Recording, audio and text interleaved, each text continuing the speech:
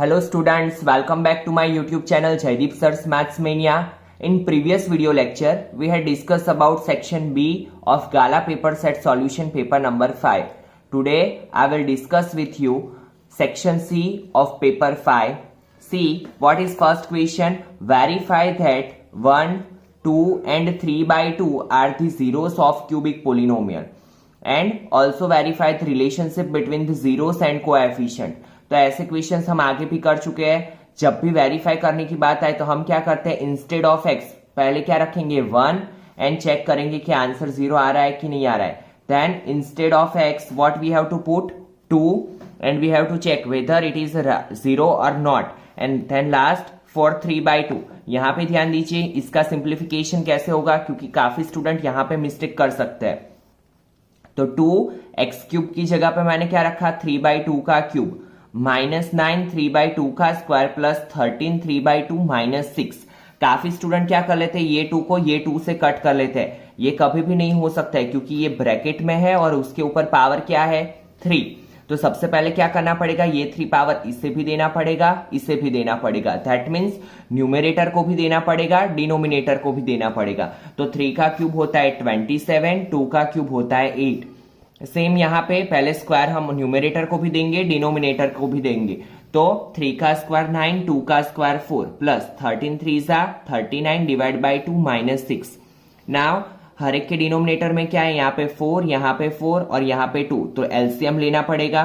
तो LCM 2 and 4 का क्या आएगा 4. यहाँ पे 27/4 ऑलरेडी 4 है, -81/4 प्लस यहाँ पे 2 है. तो 4 लाने के लिए ऊपर नीचे हमें किससे मल्टीप्लाई करना पड़ेगा 2 से. तो 39 2 78, 2 2 4 माइनस यहाँ पे कुछ भी नहीं है, दैट मीन्स 1. तो 4 लाने के लिए हमें ऊपर नीचे किससे मल्टीप्लाई करना पड़ेगा 4 से. तो 6 4 24 divide by 4. Now 4 one time लिख लेंगे, ऊपर 27 -81 plus 78 -24. And after simplification, we will get 105 minus 105 divided by 4, 0 by 4. तो आंसर आएगा 0. Then we have to check relationship between zeros and coefficient. तो sum of 0 का इक्वेशन क्या है, -b/a. Then put the value and check दोनों answer same आ रहा है कि नहीं आ रहा है. ठीक है, तो दोनों साइड सेम आ रहा है, that means our answer is right. Then product of 0 का इक्वेशन क्या है in cubic polynomial, -d/a. And sum of product of 0 c/a. And after simplification you will get answer 13/2. Now question number 38. Find the zeros of the quadratic polynomial 6x square plus 29x plus 35 and verify the relationship between the zeros and coefficient of the polynomial. Again 10 term का polynomial, तो क्या use करेंगे हम splitting method. और splitting method कैसे करते हैं, last term का मल्टीप्लीकेशन फर्स्ट टर्म के कोएफिशिएंट के साथ, दैट मीन्स 35 × 6. बट देखो जब भी ऐसे बिगर डिजिट हो तो हम क्या करेंगे, मल्टीप्लीकेशन की जगह पे इसके फैक्टर लिख लेंगे, इसके फैक्टर लिख लेंगे. नाउ 2 3 और यहाँ पे क्या होगा 5 7 35. नाउ हमें क्या करना है, इसकी ऐसी पेयर बनानी है कि जिसका एडिशन क्या है 29. तो देखिए 5 और 3 की अगर हम पेयर बना दे तो 5 3 15 और 7 और 2 की पेयर बना दे तो 3 5 15 7 2 14. तो ये दोनों का मल्टीप्लीकेशन, इनके मल्टीप्लीकेशन जितना होगा एंड एडिशन क्या होगा 29. तो फैक्टर्स कौन से मिले हमें 15 and 14.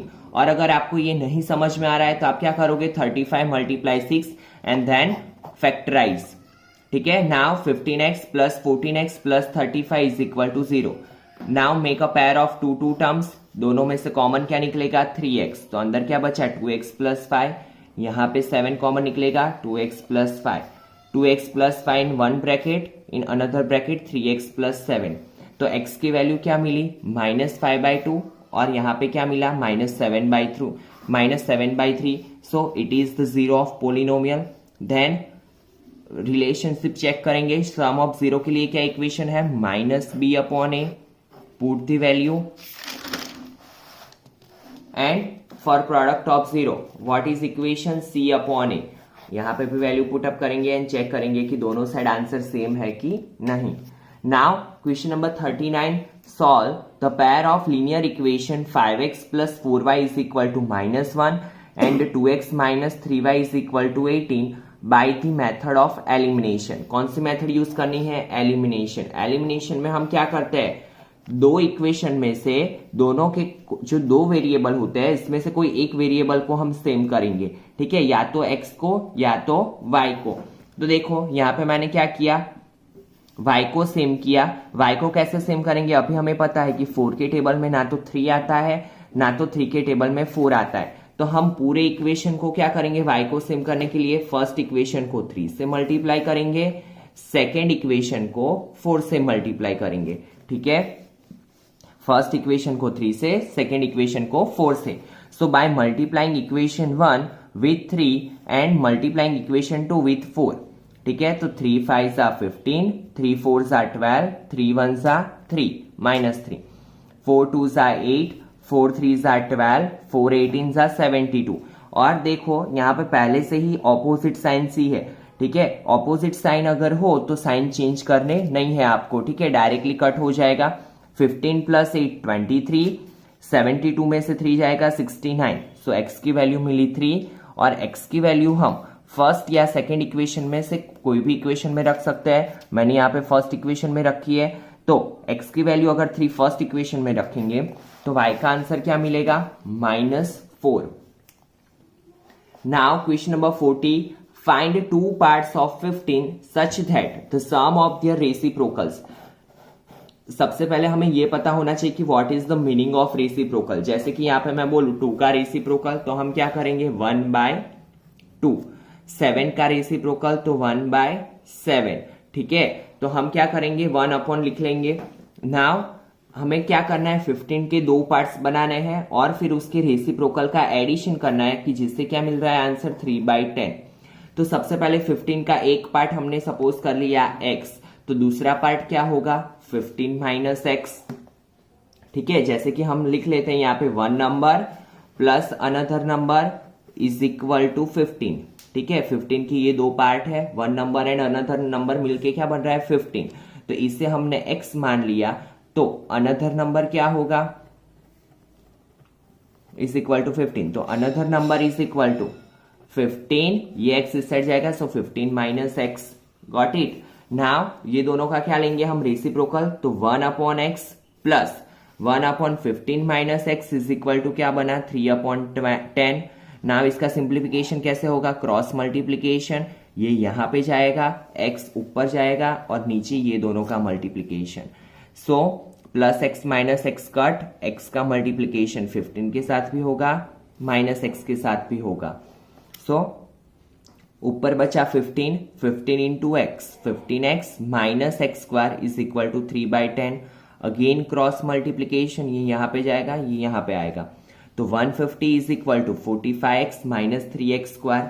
नाउ ये दोनों को इस साइड ले लो, left hand side, so it become 3x² - 45x plus 150 is equal to 0।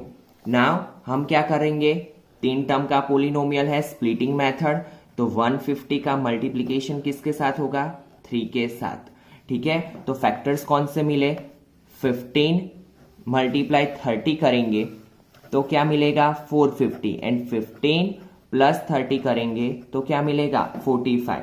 So factors are 15 and 30 and आगे फिर आपको सिंप्लीफिकेशन आता है, ठीक है। Now question number 41, find the ratio in which the line segment joining the points -3 10 and 6 -8 is divided by -1 6। ये जो point है P ऑफ -1 6 वो क्या कर रहा है, लाइन सेगमेंट AB को डिवाइड कर रहा है, बट हमें क्या फाइंड करना है, कौन से रेशियो में डिवाइड कर रहा है वो हमें नहीं पता है, तो रेशियो फाइंड करना है, तो M/N। तो suppose point P of -1/6 divide line segment AB from A in ratio M/N। हमने क्या कर लिया, सपोज कर लिया M/N में डिवाइड कर रहा है। Now put the equation P of xy is equal to mx2 plus nx1 upon m plus n, my2 plus ny1 upon m plus n, it is x1 y1 x2 y2 और xy की जगह पे क्या आएगा -1 and 6। ठीक है, तो xy की जगह पे -16 रखा। Now after putting the value क्या करेंगे हम, x कोऑर्डिनेट की कंपैरिजन x के साथ, y कोऑर्डिनेट की कंपैरिजन y के साथ।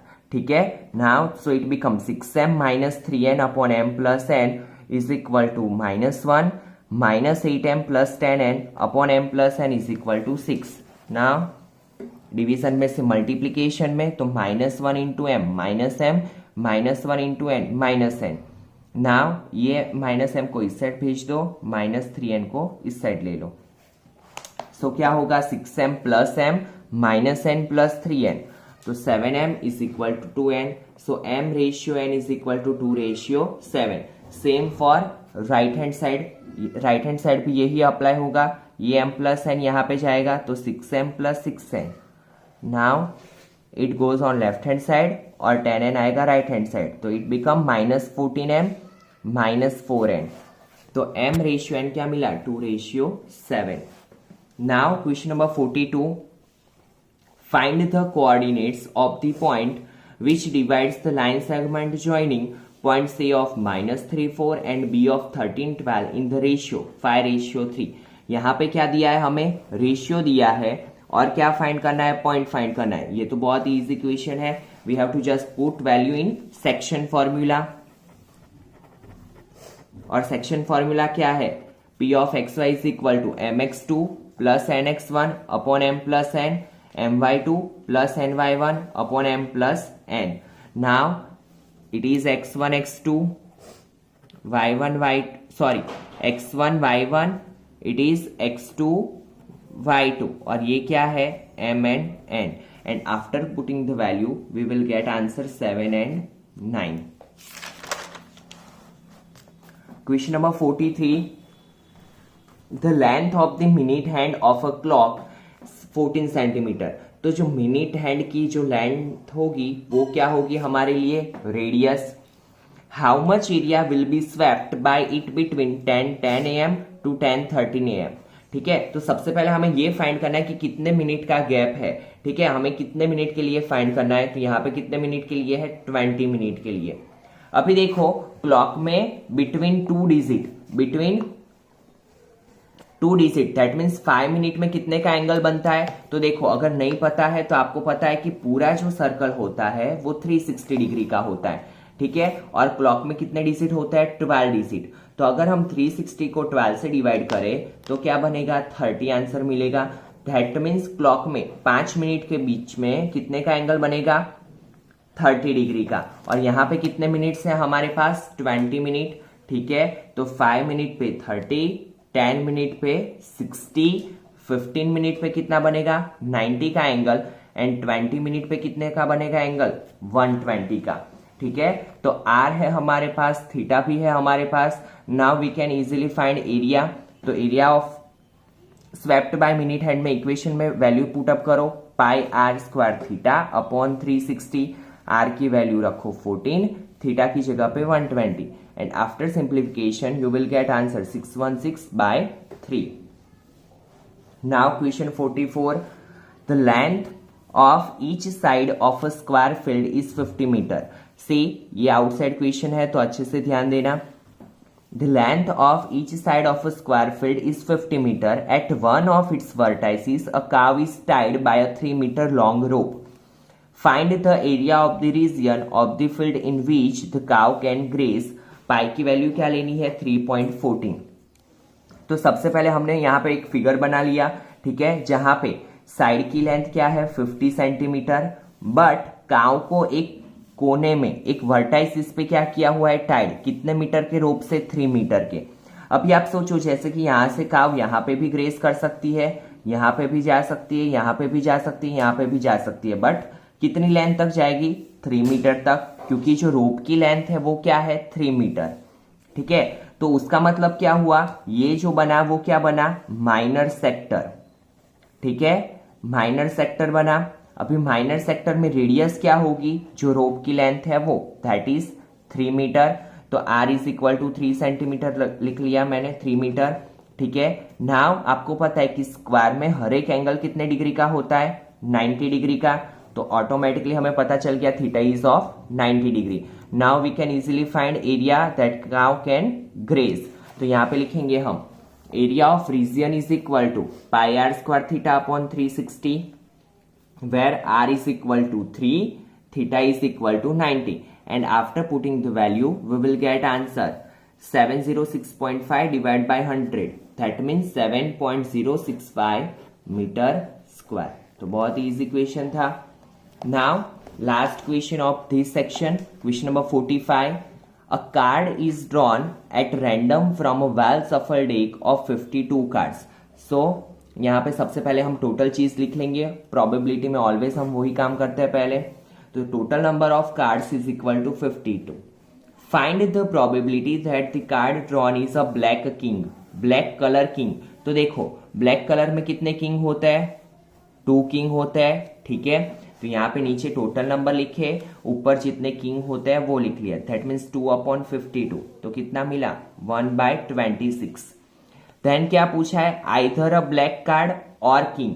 अभी आपको पता है कि ब्लैक कलर के कार्ड कितने होते हैं, 26। बट यहाँ पे ऐसा भी पूछा है ब्लैक कलर कार्ड और किंग, किंग कितने होते हैं, 4। बट देखो ये 26 जो कार्ड है ब्लैक कलर के, उसमें ब्लैक कलर वाले किंग तो इंक्लूड हो गए, तो बचे कौन से किंग, रेड कलर वाले, ठीक है। तो 26 + 2 कितने कार्ड्स हुए, 28। तो यहाँ पे क्या लिखेंगे हम, 28/52। So P of B is equal to 7/13। ऐसे क्वेश्चन में खास करके आपको ध्यान देना है, क्योंकि इसमें मिस्टेक के चांसेस बहुत ही ज्यादा रहते हैं students. Now event C, probability that the card drawn is neither heart nor a king। Heart का भी नहीं होना चाहिए ना किंग होने चाहिए, ठीक है। तो हमें पता है कि हार्ट वाले कार्ड कितने होते हैं, 13, और किंग कितने होते हैं, 4।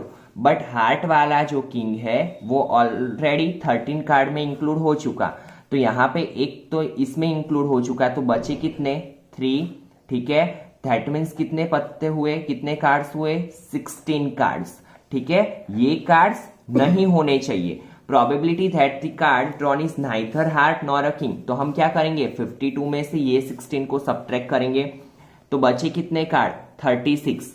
सो P of C is equal to 36/52, and after reducing it answer क्या आएगा, 9/30। So we will get answer P of C is equal to 9/13। तो इसी के साथ स्टूडेंट आज का लेक्चर यहाँ पे ही कंप्लीट हुआ। In next lecture we will discuss section D of paper 5। अगर आपको वीडियो अच्छा लगा हो तो लाइक करना ना भूले एंड अपने फ्रेंड्स के साथ शेयर भी करें, ठीक है। चलिए मिलते हैं नेक्स्ट लेक्चर में। Thank you students.